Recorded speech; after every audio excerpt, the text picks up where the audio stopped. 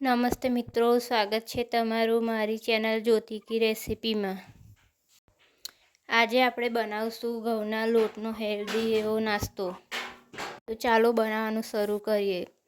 સૌથી પહેલાં એક વાસણ લઈશું, તેમાં અડધી વાડકી ઘઉંનો લોટ લઈશું। ત્યારબાદ તેમાં મીઠું એડ કરીને સારી રીતે લોટ સાથે મિક્સ કરી લઈશું। હવે તેમાં જરૂર પ્રમાણે પાણી રેડી અને પુડલા જેવું ખીરું બાંધી લઈશું।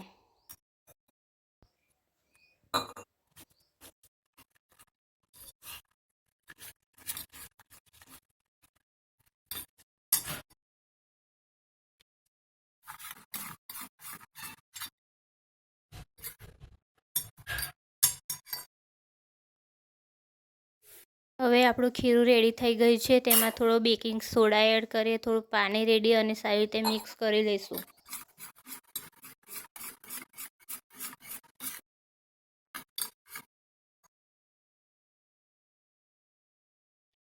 એક પેન મૂકીશું, પેન ગરમ થાય ત્યારબાદ તેમાં થોડું 2-3 ટીપા તેલ રેડી લઈશું। ત્યારબાદ બનાવેલ ખીરાનો નાનો એવો પુડલો બનાવી લઈશું।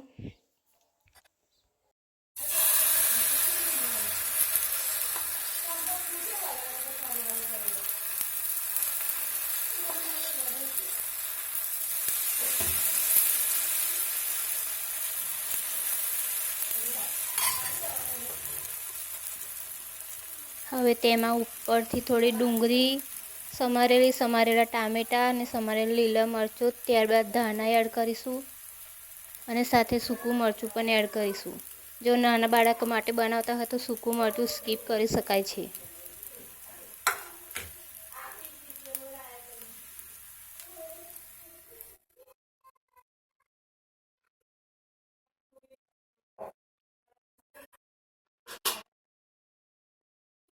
મિત્રો, જો તમને મારી રેસીપી ગમતી હોય તો મારી ચેનલને સબસ્ક્રાઈબ કરજો, શેર કરજો અને લાઈક કરજો અને બેલ આઇકન દબાવી દેજો, જેથી જ્યારે પણ હું કોઈ નવો વિડીયો મૂકું એટલે સૌથી પહેલાં તમને નોટિફિકેશન મળી જાય।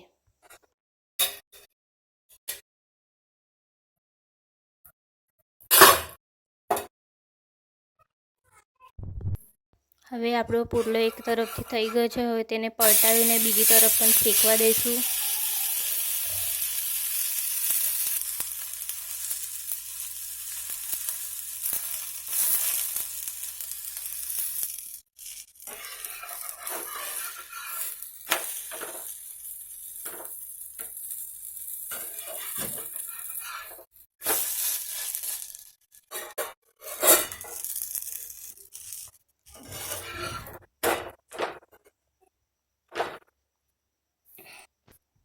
મિત્રો, આપણો નાસ્તો રેડી થઈ ગયો છે। હવે સેમ પ્રોસેસથી બીજો પણ બનાવી લઈશું।